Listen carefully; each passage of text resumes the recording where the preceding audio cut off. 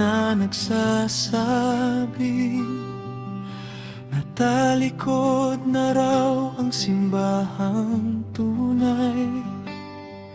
Ngunit paano mangyayari iyon kung ang nagtayo ay Diyos na buhay?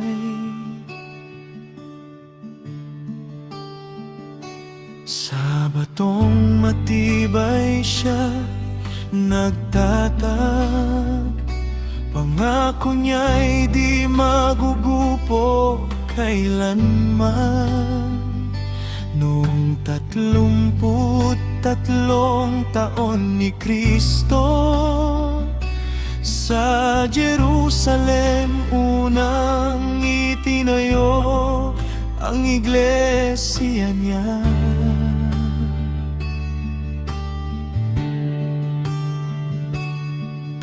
Pangako niya'y hindi kupas, di mapapawalang saysay.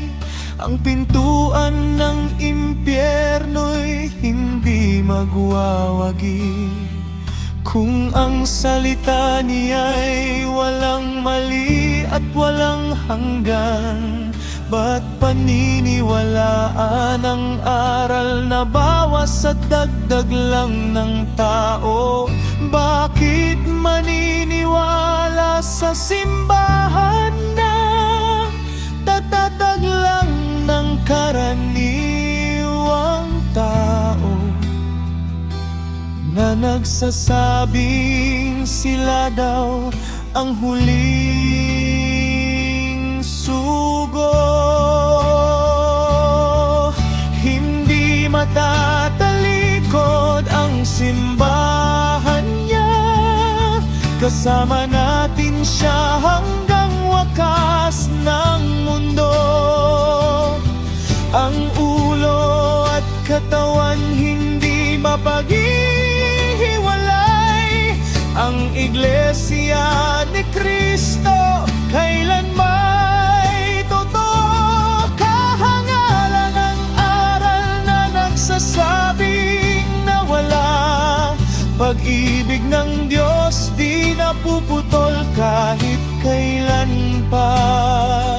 Simbahan niya'y buhay, banal at tapat, hindi mawawasak sapagkat Diyos ang nagtatag.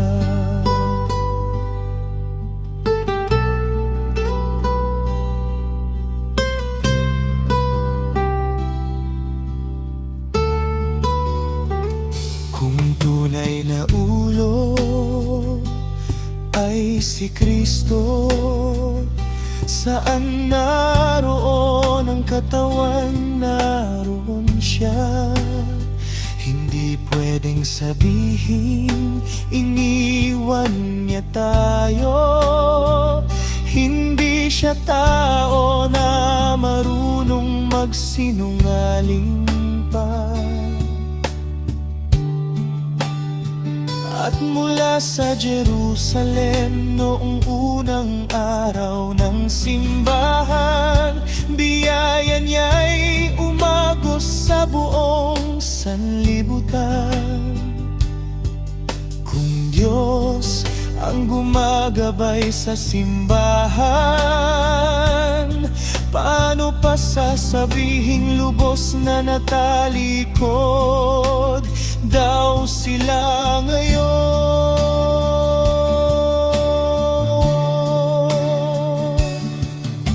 Pangako niya'y hindi kutas, di mapapawalang saysay. Ang pintuan ng impyerno'y hindi magwawagi.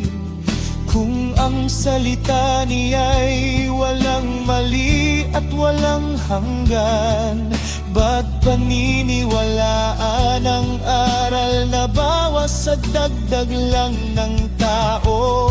Bakit maniniwala sa simbahan na tatatag lang ng karaniwang tao, na nagsasabing sila daw ang huling sugo. Hindi matatalikod ang simbahan niya, kasama natin siya hanggang wakas ng mundo.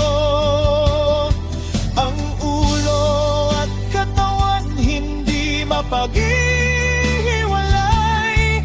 Ang Iglesia ni Cristo kailanmay totoo. Kahangalan ng aral na nagsasabing nawala.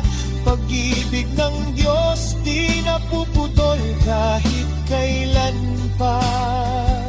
Simbahan ni buhay, banal at tapat, hindi mawawasak sapagkat Diyos ang nagtatag.